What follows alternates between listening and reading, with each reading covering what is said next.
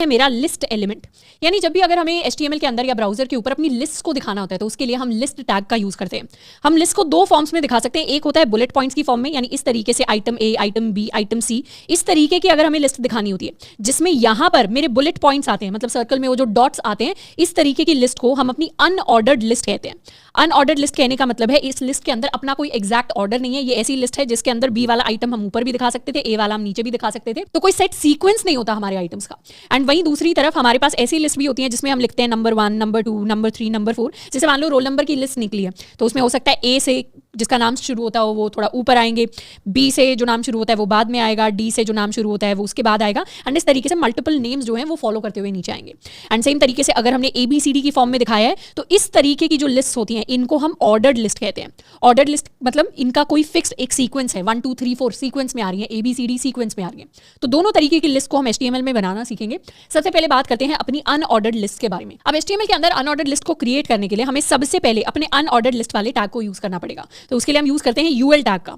UL tag जो है ये अनऑर्डर्ड लिस्ट के लिए यूज होता है, पर सिर्फ UL टैग लिखने से हमारी लिस्ट क्रिएट नहीं होती। हर एक लिस्ट के आइटम को क्रिएट करने के लिए हमें इसके अंदर एक और टैग को यूज करना पड़ता है जो होता है हमारा लिस्ट आइटम टैग। तो अगर ये मेरा एक आइटम है तो इसके लिए मुझे एक LI टैग यूज करना पड़ेगा, इसके लिए एक और LI टैग यूज करना पड़ेगा, इसके लिए एक और LI टैग यूज करना पड़ेगा। तो अगर मैं कोई खाने की लिस्ट बना रही हूँ तो इस तरीके से लिस्ट आइटम टैग के अंदर मैं अपना फर्स्ट आइटम लिख सकती हूँ, फिर सेकंड आइटम, फिर थर्ड आइटम, एंड जितने भी आइटम्स हम चाहें उतने आइटम्स अपनी लिस्ट के अंदर ऐड कर सकते हैं। तो HTML के अंदर एक बार हम लिस्ट बनाकर देखते हैं। हमने क्या किया है, अपनी एक helloworld.html नाम की फाइल ली है, इस पर प्रेस करेंगे हम एक्सक्लेमेशन रिटर्न, तो हमारा बॉइलर प्लेट कोड हमारे लिए जनरेट हो जाएगा और इस फाइल को टाइटल दे देते हैं हम लिस्ट इन HTML, कर लेते हैं सेव। अब बॉडी टैग के अंदर जहां हम सारा कंटेंट लिखते हैं वहां पर हम अपनी अनऑर्डर्ड लिस्ट को क्रिएट करने वाले हैं।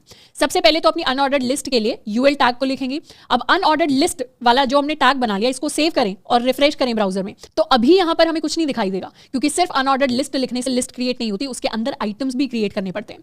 जैसे हम चाहें तो आइटम्स में लिख सकते हैं ब्रेड, नेक्स्ट आइटम हम लिख सकते हैं लेट्स से जैम, इस तरीके से जैम।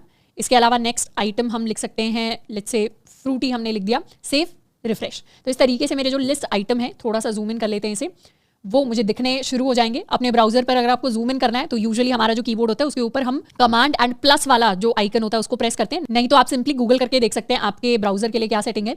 एंड यहाँ पर और थोड़े से आइटम्स क्रिएट करना चाहें तो लेट्स से हमने समोसा क्रिएट कर लिया, हमने डोसा क्रिएट कर लिया, सेव, रिफ्रेश। तो इस तरीके की जो लिस्ट होती है उसको हम क्रिएट करते हैं with the help of UL tag and are LI tag. अब हम चाहे तो एक और चीज भी कर सकते हैं, जैसे ये जो लिस्ट आइटम वाला टैग होता है इसके अंदर जरूरी नहीं है कि हम सिर्फ टेक्स्ट लिख सकते हैं, हम अपने लिस्ट आइटम के अंदर और भी डिफरेंट HTML टैग्स को लिख सकते हैं। जैसे अगर हम चाहें तो LI टैग के अंदर हम अपने H2 टैग को लिख सकते हैं, तो H2 यानी मेरी हेडिंग वाला टैग, और यहां पर हम कुछ इस तरीके का लिख सकते हैं want to buy, save, refresh. तो यहां से क्या हुआ, ये मेरा फर्स्ट लिस्ट आइटम हो गया जिसमें लिखा रहा है want to buy, और ये want to buy का फॉन्ट साइज काफी बड़ा है, क्यों? क्योंकि इसे मैंने अपने H2 हेडिंग टैग के अंदर लिखा है। तो लिस्ट के अंदर सिर्फ मेरा नॉर्मल टेक्स्ट नहीं आता, मेरे दूसरे टैग जैसे मेरा पैराग्राफ टैग हो गया या मेरा बोल्ड टैग हो गया या फिर हमारा हेडर टैग हो गए या कोई और टैग भी हो गया, वो सारे के सारे टैग्स हम as my list items present कर सकते हैं। अब बात करते हैं सेकंड टाइप की लिस्ट की, जो होती है हमारी ऑर्डर्ड लिस्ट। ऑर्डर्ड लिस्ट के लिए हमें सिर्फ बाहर वाला जो टैग होता है उसकी जगह लिखना होता है OL। OL का मतलब होता है ऑर्डर्ड लिस्ट, एंड उसके अंदर नॉर्मली हम लिस्ट आइटम्स को वैसे ही क्रिएट करते हैं जैसे अनऑर्डर्ड लिस्ट के अंदर क्रिएट किया जाता है। जैसे यहाँ से want to buy हटा देते हैं, सेव, एंड अब इस अनऑर्डर्ड लिस्ट को ही कॉपी करके नीचे कर देते हैं पेस्ट, और अनऑर्डर्ड की जगह यहाँ पर कर देते हैं अपने टैग को ऑर्डर्ड लिस्ट, सेव, रिफ्रेश। तो ये वाली जो लिस्ट थी मेरी, ये थी अनऑर्डर्ड लिस्ट, एंड ये वाली लिस्ट मेरी ऑर्डर्ड लिस्ट बन गई। तो ऑर्डर्ड लिस्ट है तो इसमें 1 2 3 4 5 अब जो एलिमेंट्स है मेरे वो सीक्वेंस में प्रेजेंट होकर आएंगे। इसके अलावा हम एक और चीज कर सकते हैं कि जो भी मेरा ऑर्डर है उसका हम टाइप चेंज कर सकते हैं। तो OL के अंदर हम लिख सकते हैं टाइप इज इक्वल टू, यहाँ पर मैंने लिखा type is equal to quotes A, तो मैंने कैपिटल A यहाँ पर लिखा है, ये मैंने डबल कोट्स यूज किए हैं। ये type is equal to A का क्या मतलब है, ये एक्चुअली हमारे एक एट्रीब्यूट होता है। एट्रीब्यूट्स क्या होते हैं उसके बारे में अभी हम पढ़ने वाले हैं, बट अभी के लिए याद रखना है कि ऑर्डर्ड लिस्ट में अगर हमें टाइप चेंज करना है तो उसके लिए हम टाइप इज इक्वल टू वो टाइप लिख सकते हैं। इसे सेव करेंगे और रिफ्रेश करेंगे तो अब मेरी ऑर्डर्ड लिस्ट के सामने ABCDE आने लग गया, और यहीं पर कैपिटल A की जगह हमने स्मॉल a करके सेव करके रिफ्रेश किया होता तो क्या होता, स्मॉल ABCD हमारी लिस्ट के जो आइटम्स हैं वो इस तरीके से प्रेजेंट होते। तो जो भी ऑर्डर्ड लिस्ट है उसके अंदर टाइप को भी चेंज कर सकते हैं यूजिंग दिस एट्रीब्यूट। अब वैसे तो और भी थोड़े से टाइप्स होते हैं, बट ये सबसे ज्यादा जनरली यूज होने वाले टाइप्स हैं। जब भी हम ऑर्डर लिस्ट को क्रिएट कर रहे होंगे हम इन्हीं टाइप्स को यूज करके उसे क्रिएट करेंगे। नेक्स्ट हम बात करने वाले हैं HTML के अंदर HTML एट्रीब्यूट्स के बारे में। तो अभी तक हमने देखा कि हम नॉर्मली कोई भी HTML टैग है जिसे अपने HTML के अंदर लिख सकते हैं, हम चाहे तो H1 टैग लिख सकते हैं, हम चाहे तो अपना पैराग्राफ टैग लिख सकते हैं, बट कभी कभी टैग के नाम के साथ हम कुछ और वैल्यू वहां पर लिख रहे होते हैं, कुछ और टेक्स्ट वहां पर लिख रहे होते हैं, उस टेक्स्ट को हम अपना एट्रीब्यूट कहते हैं। एट्रीब्यूट क्या होते हैं? Attributes are used to add more information to the tag. यानी एक तो है कि मैंने नॉर्मल कोई टैग लिख दिया, जैसे अभी तक हमने क्या किया था, ऑर्डर्ड लिस्ट का एक टैग लिखा था, बट उसके साथ अगर मुझे एक्स्ट्रा इन्फॉर्मेशन ऐड करनी है, जैसे अगर मुझे उस लिस्ट का टाइप चेंज करके उसका टाइप की इंफॉर्मेशन ऐड करनी है, तो ये जो एक्स्ट्रा इंफॉर्मेशन है, ये एक्स्ट्रा इंफॉर्मेशन हम ऐड करते हैं in the form of attributes. तो ये जो टाइप इज इक्वल टू ए था, ये एक तरीके से एट्रीब्यूट था ऑर्डर्ड लिस्ट में। या फिर जैसे HTML वाले टैग में जब हम language is equal to EN लिखते हैं, तो ये भी हमारे पास एक एट्रीब्यूट होता है। एट्रीब्यूट कहने का क्या मतलब है? एट्रीब्यूट एक्स्ट्रा इन्फॉर्मेशन दे रहा है। तो HTML टैग के अंदर का ये जो एट्रीब्यूट है, ये मुझे बता रहा है कि HTML में कौन सी लैंग्वेज यूज हो रही है। HTML में मेरी इंग्लिश लैंग्वेज यूज हो रही है, जो एक्स्ट्रा इन्फॉर्मेशन दी गई है।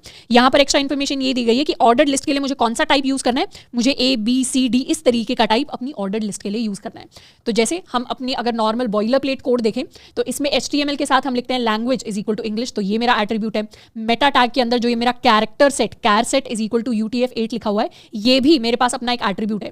यहाँ पर ये जो name is equal to viewport, content is equal to width scale, ये content is equal to IEH, या इस तरीके से जितनी भी value is equal to something, ये क्या है? ये बेसिकली है A is equal to something, जो डबल कोट्स में A is equal to B, जिसमें डबल कोट्स के अंदर या आप चाहें तो सिंगल कोट्स के अंदर भी कोई भी वैल्यू है जिसको लिख सकते हैं, तो उसमें A वैल्यू लेफ्ट की तरफ आ रही होती है, B वैल्यू राइट की तरफ कोट्स के अंदर आ रही होती है। ये जो पेयर होता है, दो वर्ड्स की जोड़ी होती है। अब इसमें जो A होता है, इसी को हम अपना एट्रीब्यूट कहते हैं। यानी यहाँ पर लैंग्वेज मेरा एट्रीब्यूट है जिसकी वैल्यू इंग्लिश है, यहाँ पर टाइप मेरा एट्रीब्यूट है जिसकी वैल्यू A है। तो एट्रीब्यूट्स होते हैं, उनकी वैल्यू चेंज होती रहती है।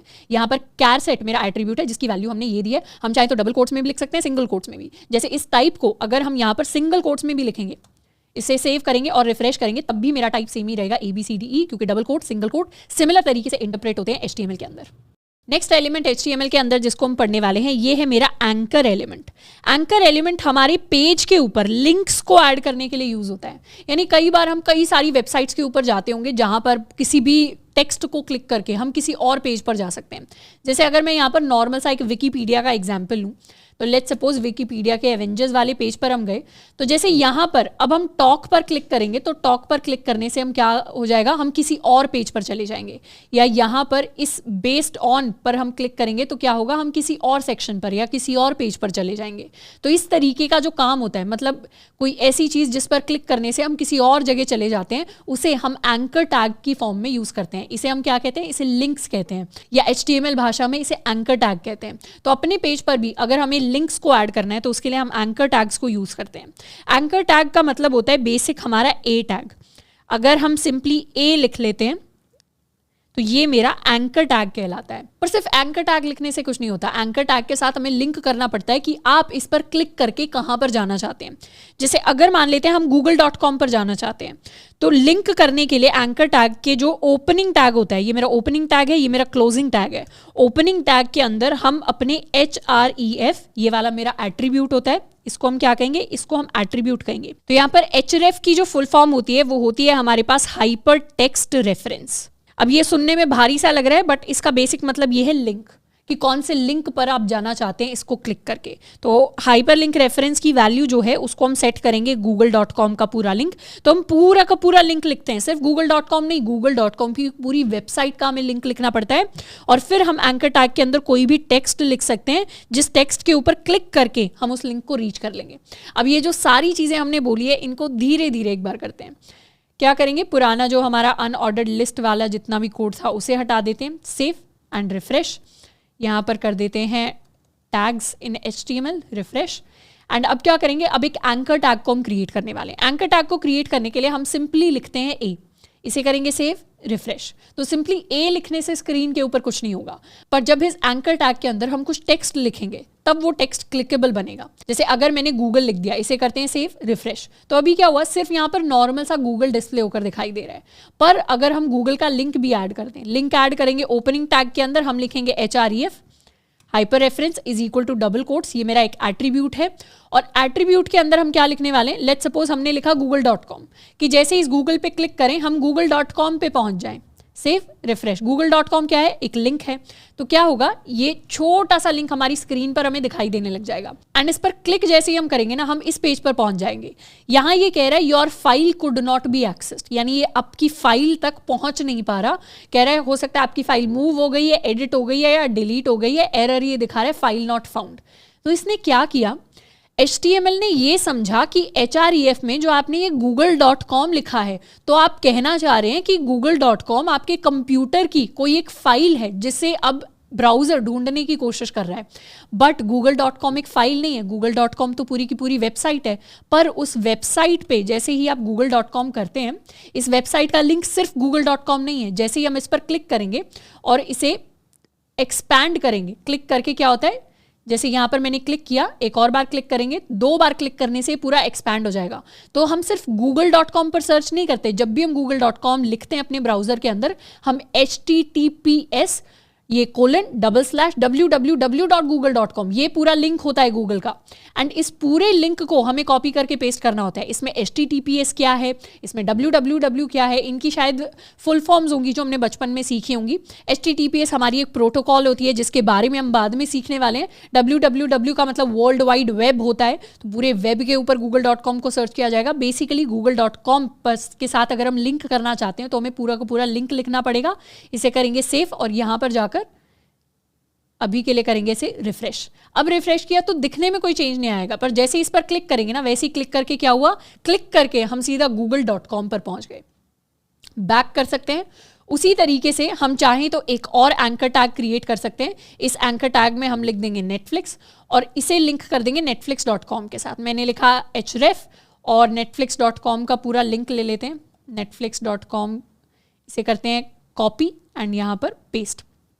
तो netflix.com है https और www.netflix.com और /in का मतलब लिंक्स के अंदर यूजुअली होता है इंडिया। जहां पर कोई ऐसी वेबसाइट होगी जिसको यूएस के लिए अलग वर्जन दिखाना होगा, वो यूएस लिखती है।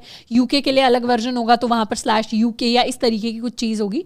जैसे यहाँ पर बस ऐसे ही गेस कर रहे हैं कि IN की जगह अगर हम UK लिख के इसे रिफ्रेश करें तो भी IN आ रहा है, क्योंकि बाय डिफॉल्ट शायद वो ट्रैक कर रहा है कि हमारा जो IP है वो इंडिया का है। तो इसे कर लेते हैं हम क्रॉस एंड अब क्या करेंगे, यहाँ पर हमने नेटफ्लिक्स लिखा है, ये नेटफ्लिक्स को लिंक कर दिया, इसे कर लेते हैं सेव, रिफ्रेश। तो एक लिंक मेरे गूगल का आ गया, एक लिंक मेरे नेटफ्लिक्स का आ गया।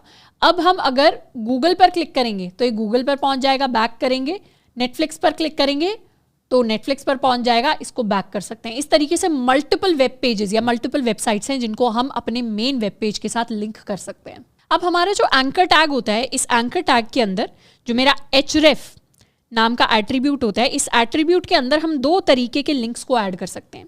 एक लिंक होता है हमारे पास एब्सोल्यूट लिंक और एक लिंक होता है हमारे पास रिलेटिव लिंक। एब्सोल्यूट लिंक कहने का मतलब है वो लिंक जो डायरेक्टली इंटरनेट पर जैसा दिखता है वैसे के वैसा वहां पर पेस्ट हो गया है। एब्सोल्यूट लिंक में जैसे अभी हमने गूगल लिंक कर रखा है, नेटफ्लिक्स लिंक कर रखा है, इस तरीके के लिंक्स को एब्सोल्यूट लिंक्स कहते हैं। रिलेटिव लिंक्स के अंदर यूजुअली हम अपनी फाइल के लिंक्स लिखते हैं।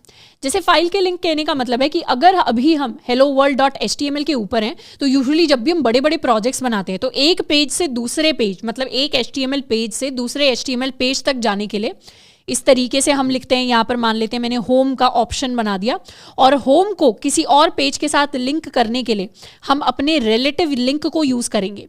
तो ये जो दूसरा पेज होगा ये भी कुछ ऐसी फाइल होगी जो हमारे सिस्टम के अंदर ही होगी। रिलेटिव यानी जिस भी फोल्डर के अंदर हम हैं या जिस भी फाइल पर हम काम कर रहे हैं उसके रिलेटिव में हम अपने लिंक को लिख रहे हैं।